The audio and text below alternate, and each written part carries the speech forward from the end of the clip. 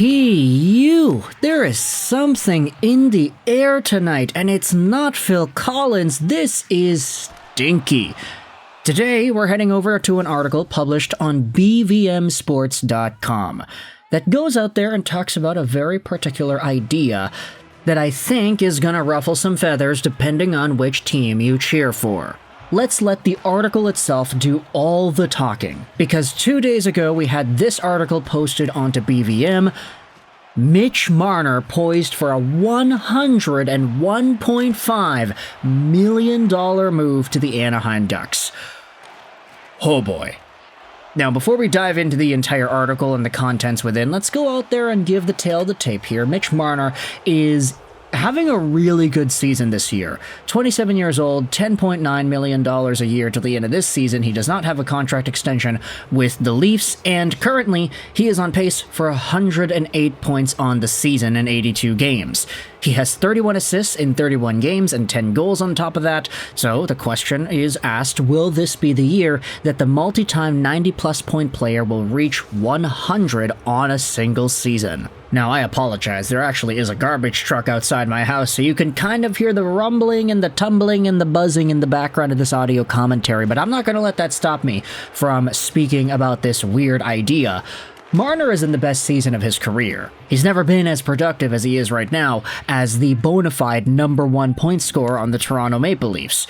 Sure, a lot of that has to do with the fact that Austin Matthews missed 9 games on the season so far, but Marner has taken his game above and beyond. Sure, he may not be at the Nikita Kucherov, Kirill Kaprizov, Nathan MacKinnon levels of point production, but he still is doing the best he's ever done.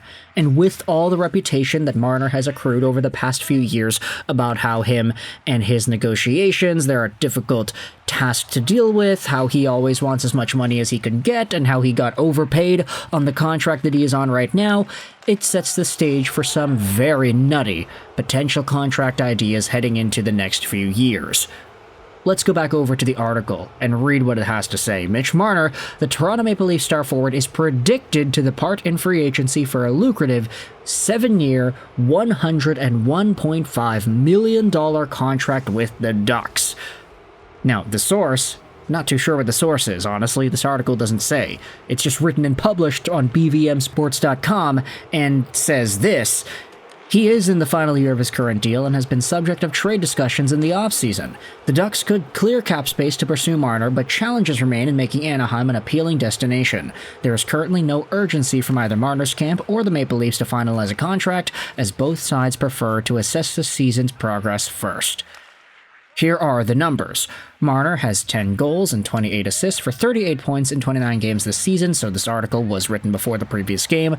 The proposed $100.1 million deal would give Marner an AAV of $14.5 million. State of play. The Ducks have created more cap space by trading Cam Fowler, and negotiations between Marner's agent and the Maple Leafs are currently in a casual phase, with no immediate deadline.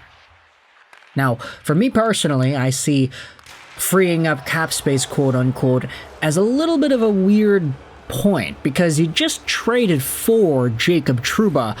You just traded away Cam Fowler. Now, I get that you can say trading away Cam Fowler is a cap-freeing up move, but Trouba? You acquired him, too. You have to remember that. That guy's contract goes on till next year in 2026, so there certainly still is some dollars that are being tied up in this Anaheim team. I mean, to be absolutely fair though, if you go over to Puckpedia, the Anaheim Ducks right now are currently listed at a $27.3 million cap space metric.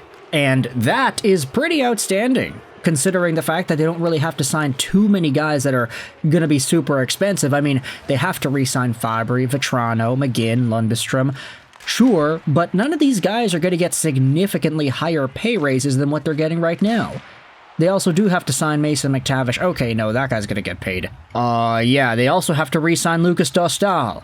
Andrew Hellison. So yeah, there are some guys that this team will have to go out there and pay, but they currently have $27 million in cap space. So that's a lot. They're $17 million under the cap floor right now. So even if you add on the contracts to all of those guys, I mean, you're still going to have some extra money freed up, right?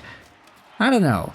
there's potential here for Anaheim to shell out a lot of money, like $14.5 million to Mitch Marner, but still at the same time you have to wonder, is this really what that team needs? I think about the fit between Marner and the Ducks, and I just don't see it, mostly because you think about what Anaheim has been building. Pat Verbeek likes these big forwards. We say this all the time, but Leo Carlsson, Mason McTavish, Cutter Gauthier, these guys are built. They're tough. They're hard to play against. They're hard-nosed.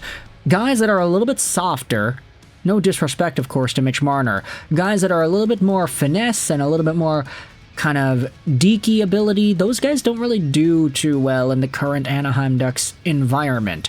You just got to take a look at Trevor Zegras. He's been very depressing to watch over the past few months here, and I feel like Mitch Marner is a lot more in that Zegras territory than he is in Mason McTavish territory, for example.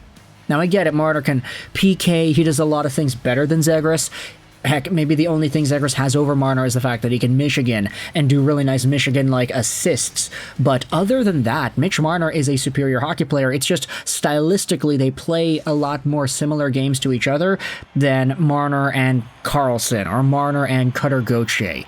And we've seen that Pat Verbeek really evaluates players with those styles more favorably than players that are in that Zegras mold. So let's go back over onto the article and read what's next here. As the season unfolds, both Marner and the Maple Leafs are expected to reassess their options for a potential contract extension with a focus on team performance. Depending on the Ducks' competitive outlook, they may ramp up their pursuit of Marner once free agency opens. The bottom line is Marner's departure could significantly impact the Maple Leafs roster. If Marner opts for the Ducks, it would not only transform his career trajectory, but also reshape the competitive dynamics within the NHL. Now that's a very basic article, honestly. But ultimately, the idea itself is interesting enough that I wanted to dive into it. I just don't see the fit here stylistically between Marner and the Ducks. Although, if you consider Marner's own personal value into it, hey, if he can get as much money as he can from a team like Anaheim, who is so far under the cap, and if they're willing to give him that money, I honestly do think that he would say yes to it. Like, we have seen time in and time out that Marner's apparent preference is to just get as much dollars as he can, no matter the circumstances here.